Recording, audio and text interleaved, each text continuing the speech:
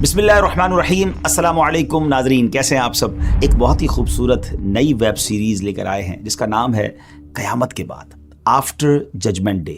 ہم نے ایک اور ویب سیریز پہلے کی تھی جس کا نام تھا قیامت کی نشانیاں۔ اگر آپ نے وہ نہیں دیکھی تو وہ بھی آپ دیکھیے، قیامت سے پہلے کیا کیا ہوگا۔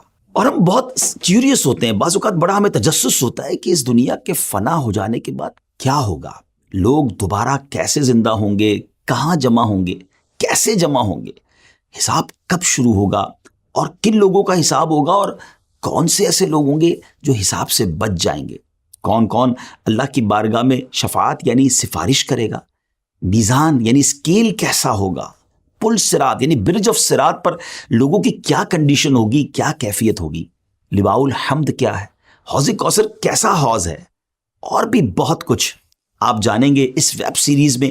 آخرت کے حوالے سے درست عقائد، اور ان درست عقائد کو جاننے اور اپنی اسلامک نالج میں اضافہ کرنے کے لیے اسٹارٹ سے اینڈ تک ہمارے ساتھ آپ شامل رہیے گا۔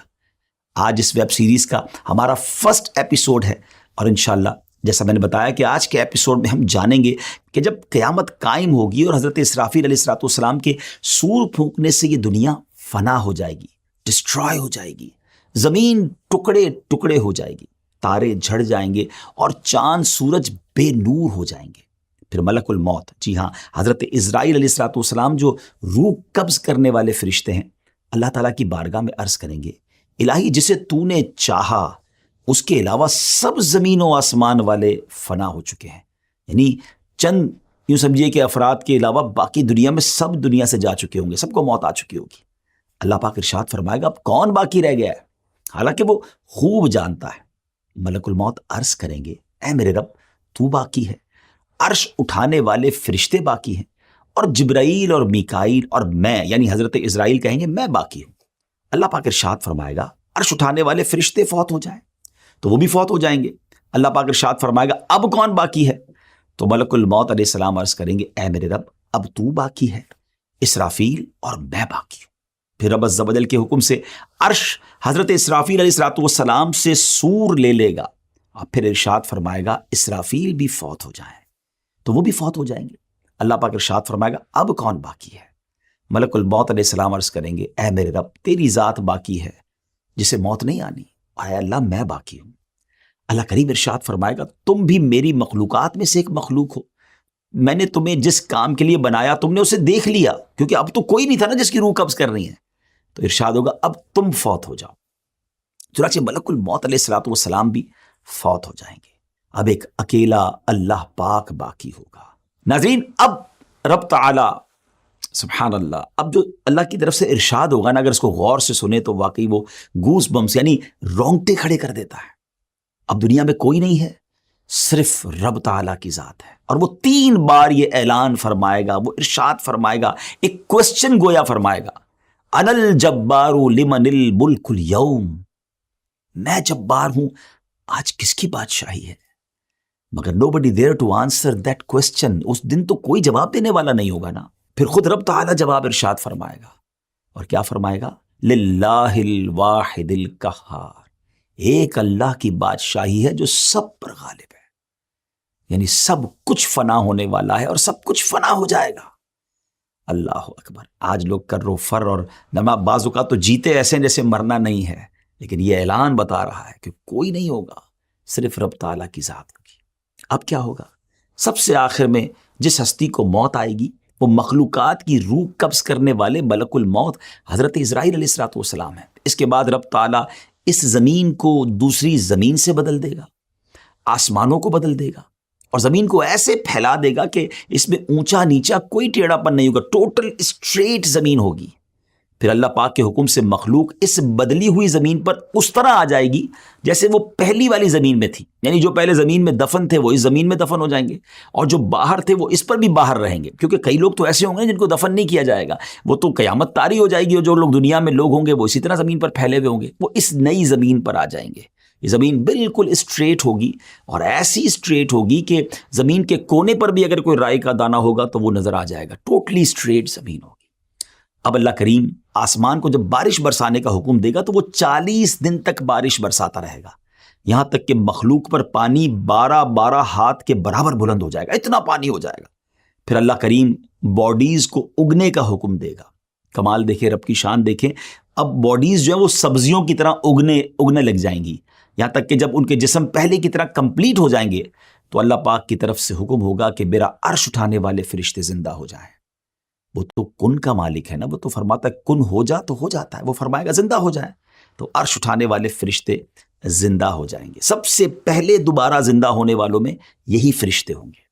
پھر حکم الہی سے حضرت اسرافیل سور پکڑیں گے اور اپنے منہ پر رکھ لیں گے. پھر اللہ پاک ارشاد فرمائے گا جبرائیل اور میکائیل زندہ ہو جائیں، تو وہ دونوں بھی زندہ ہو جائیں گے. پھر اللہ پاک روحوں کو بلائیں گا تو روحیں حاضر کی جائیں گی. سبحان اللہ. اے مسلمانوں آپ کو مبارک ہو، ایمان والوں مبارک ہو. مسلمانوں کی روحیں نور سے چمک رہی ہوں گی اور باقی روحیں اندھیرے میں ہوں گی. اللہ کریم سب روحیں کو سور میں ڈال دے گا اور پھر حضرت اسرافیل علیہ السلام کو حکم فرمائے گا کہ وہ دوبارہ اٹھنے اور جمع کرنے والی پھونک مارے. بس وہ جب پھونک ماریں گے سور میں تو روحیں سور سے شہد کی مکھیوں کی طرح نکل کر زمین و آسمان کے درمیان خلا کو بھر دیں گی. بس روحیں زمین کے نیچے اپنی باڈیز کی طرف جائیں گی اور ناک کے جو ہولز ہوں گے نا، ناک کے سوراخ سے داخل ہو کر جسم میں سرایت کر جائیں گی.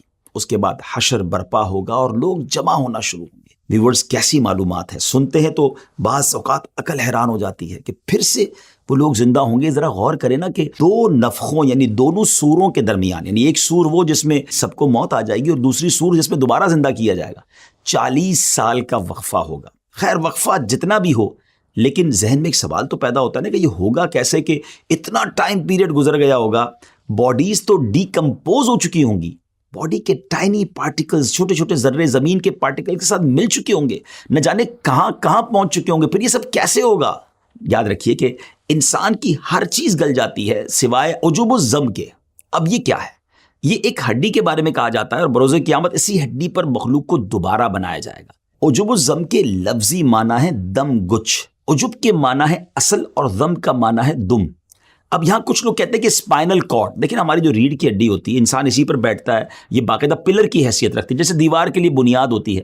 اگر یہاں یہ ہڈی مراد ہے تو حدیث کے معنی پھر یہ بنیں گے کہ یہ ہڈی جلد فنا نہیں ہوتی اور مٹی 100 سال کے بعد اس کو ڈیکمپوز کرتی یعنی گلاتی ہے. اور اگر اس سے مراد ہے اجزائے اصلیہ جو انسان کے جسم کی اصل ہیں تو وہ کبھی نہیں فنا ہوتے.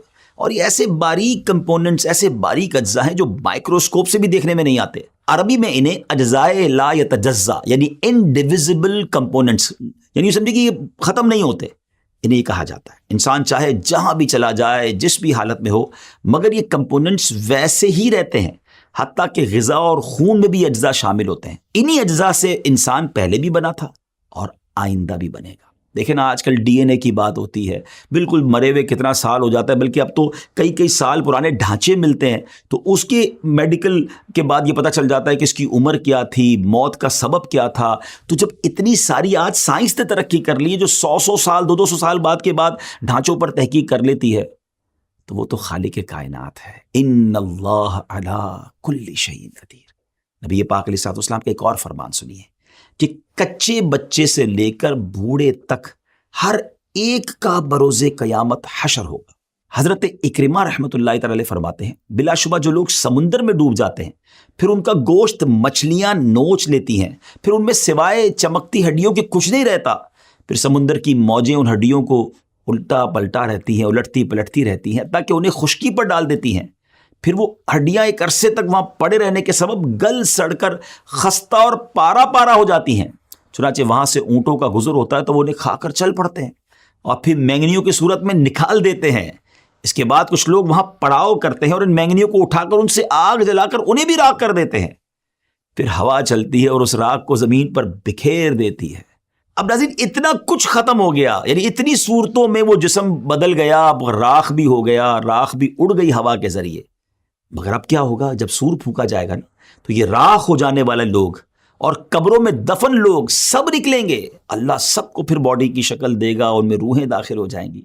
حضرت اسرافیل علیہ السلام بیت المقدس کی چٹان پر کھڑے ہو کر یہ اعلان کریں گے، اے گلی سڑی ہڈیوں، ٹکڑے ٹکڑے ہو جانے والی کھالوں اور بکھرے ہوئے بالوں، اللہ پاک تمہیں حکم دیتا ہے فیصلہ کر دینے والے حساب کے لیے جمع ہو جاؤ. اب آئیے ہم کچھ اور آگے چلتے ہیں.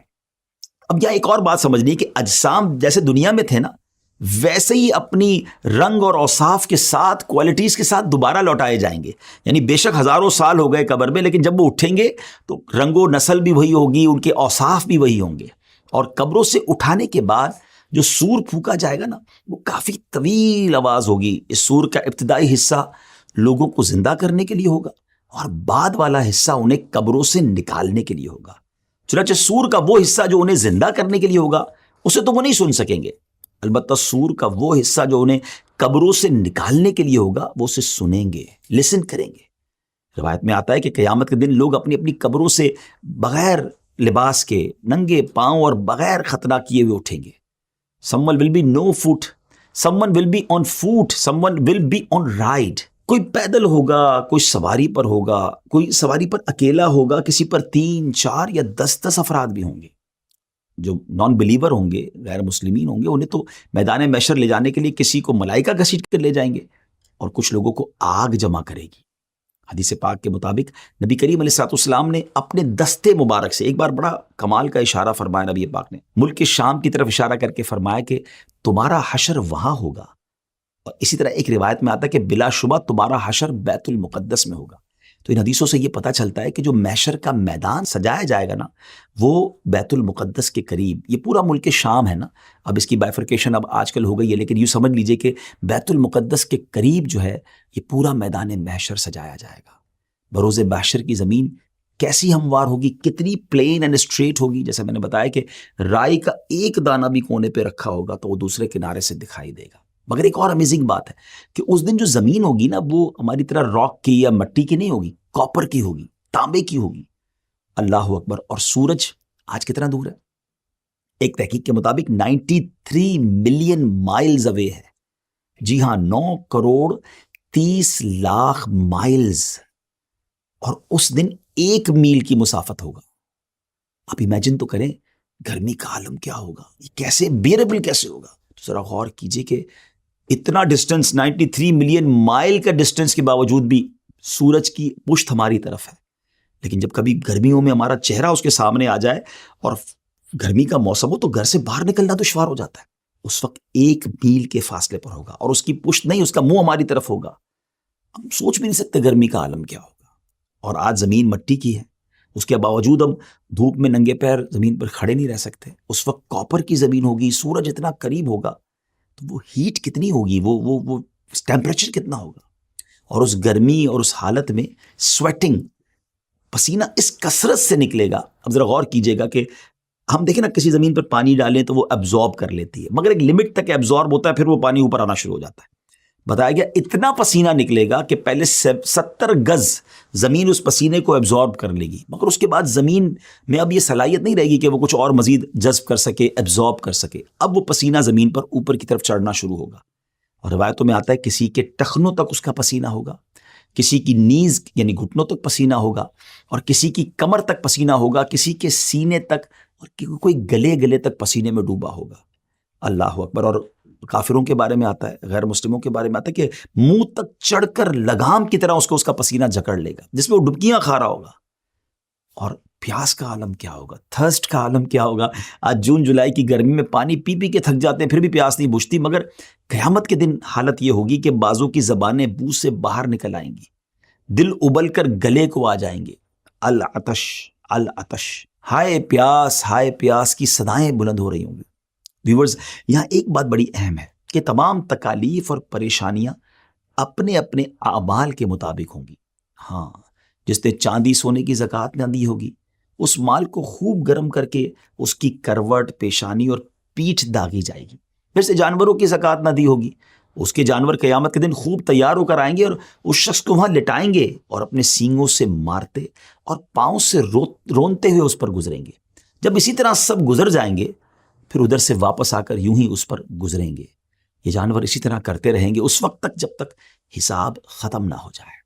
یہ تمام تکالیف اور پریشانیاں اپنے اپنے اعمال کے مطابق ہوں گی. جو اللہ کے نیک بندے ہوں گے ان کے لیے اتنا دن بھاری نہیں ہوگا. حضرت ابن مسعود رضی اللہ تعالیٰ بیان کرتے ہیں، بروز قیامت لوگوں کو جمع کیا جائے گا، اس قدر بھوکے ہوں گے کہ پہلے کبھی اتنے بھوکے نہ تھے.